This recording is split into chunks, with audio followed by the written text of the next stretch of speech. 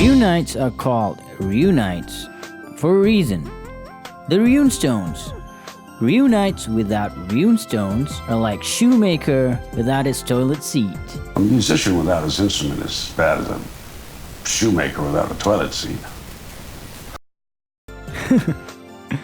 I know, I'm sorry, it's a bad joke. Hey guys, I'm Cheat, and today I'm gonna talk to you guys about runestones, its effects, and using it. So first and foremost, if you're planning to play Runites with its runestones, make sure that your rune mastery skill is maxed out, because if it isn't maxed, you can't make some runestones and you won't get the full effect of those stones. And making the runestones is pretty simple. Go to RMS or ratemyserver.com, click on the creation database, and look for the runestones creation. That'll get you going from there. And making it, you can farm the runestones or buy it in Asgard. And I've tried various stats combination. It seems the results are the same regardless of the stats. Sometimes you get 1, sometimes you get 2 or 3, sometimes you get nothing.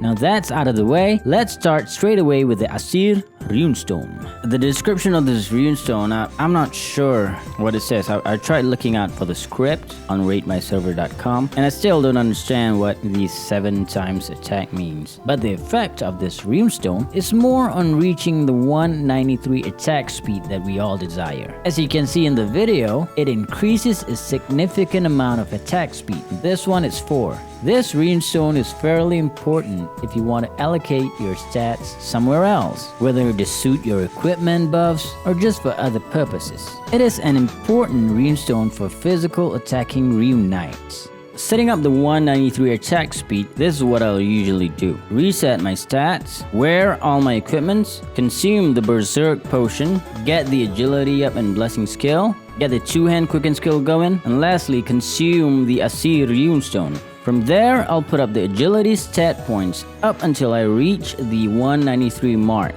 So by doing this, I'll have enough attack speed all the time, and there's gonna be plenty of stats I can allocate somewhere else. And the next one is the Taurissus or Giant Growth runestone. This is a great one. The description does what it says. It increases the strength by 30 for 5 minutes, and sometimes doubles the damage it does. It's really good for normal critical attacking, and it also increases damage when using skills like the Storm Blast and Ignition Break. For critical rune knights, this runestone is a must. When I first used this stone, I was amazed on how much my attack increases. Before, I was like, meh. Then I used it, I'm like, whoa. It's a game changer really. Here are some of the footages on the skills before and after using it, just in case you were wondering.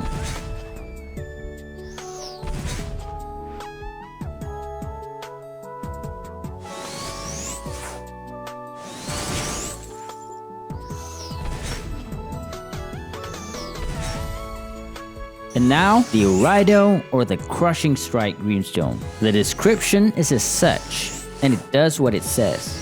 Amplifies your critical attack for 1 time by a huge margin.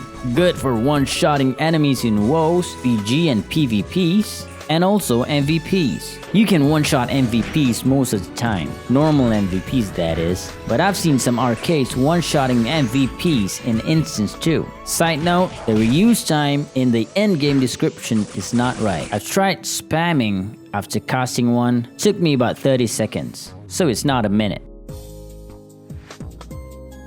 Let me cut the recording for a bit. I forgot to mention when using the Orido and the Taurissus runestone, there's a slight chance that your weapon might break. So if you want to use these stones, make sure that your weapon is unbreakable, like the Lindy Hop, or just get the full chemical protection skill from genetics. Now to the Verkana or Millennium Shield runestone. The description is as such, but this one is super good in PvP and WoWs, as you can literally dodge 2 to 4 physical and magical attacks. As in PvP and WoW situation, just a matter of time for you to kill your enemy. So if you're on a full attack equipment, rushing into the enemy can be easier as you can dodge their attacks and kill them. Well, maybe into a couple of enemies is okay, but running into a whole guild, Rip. Works very well in PvP situations. Cast this one, dodge an enemy's attack, do the ignition brake skill, boom, you won. It's easier said than done though.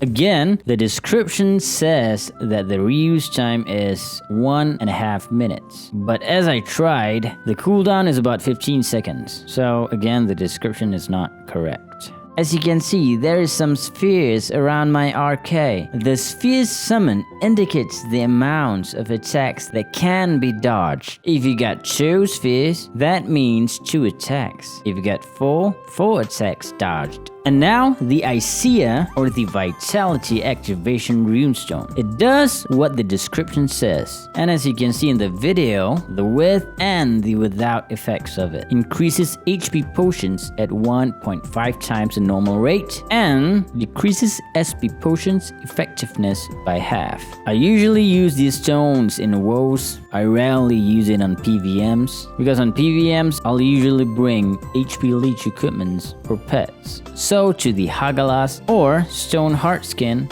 Runestone now. This particular runestone adds a lot more in defense as the description. You're immune to Stone Curse, and in the video that demonstrates, decreases attacks from enemies as well. And I use these stones all the time during PVMs and WoWs and PvPs. Well, to be frank, I use my gene a lot more in PvPs, but yeah, it's always a good mention. Now to the Urge or Abundance Runestone. This one will help you on your SP recovery even though you're in the 70% weight level. It may help a little if you're low on SP potions, but in my opinion, SP potions works better. Now, the No Siege or Refresh Runestone.